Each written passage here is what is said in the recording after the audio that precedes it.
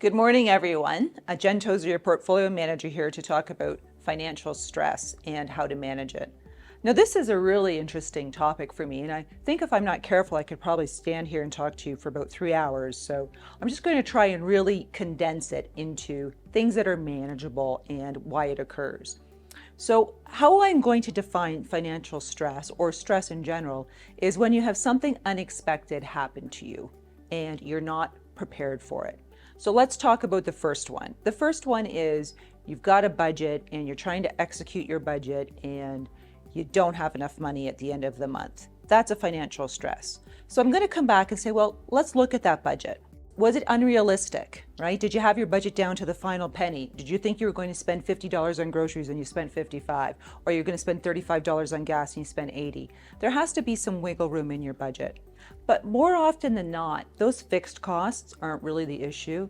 The issue is that you wanted something extra that wasn't in your budget and you bought it, and then you don't have enough money left over for the thing you have to pay for, whether it's your heating, your cell phone bill, or your Visa card.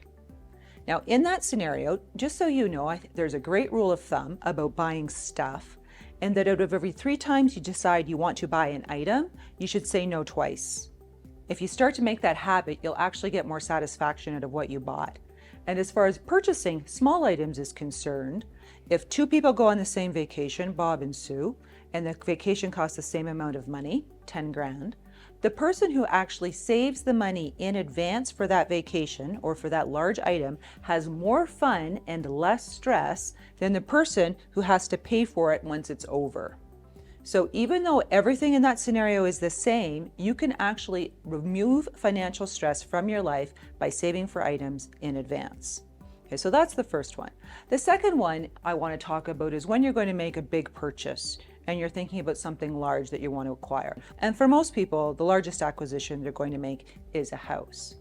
So when you're looking at this acquisition, I always say, don't walk in and see your realtor and say, well, I make $80,000 a year, but I'm probably going to make 100 in 2 years. And don't go up on the high end. Put yourself in a position where you don't get pushed around, so that if something unexpected happens, such as you need that new hot water heater, or you need to reshingle your roof, or God forbid somebody loses their job, you're okay. A rule of thumb for a major purchase like a house is that you want to be there for about 10 years. That's generally the best way to make that work. And the third time where people feel a lot of financial stress is when they don't believe they're going to achieve their retirement goals. So they're looking at their portfolio and they see the market going up and down and up and down. Emotionally, we are actually twice as sensitive to the market going down as we are to it going up. So if you pay attention and you're looking at it every day and you're watching the volatility, and boy, these are volatile markets, it's going to give you stress.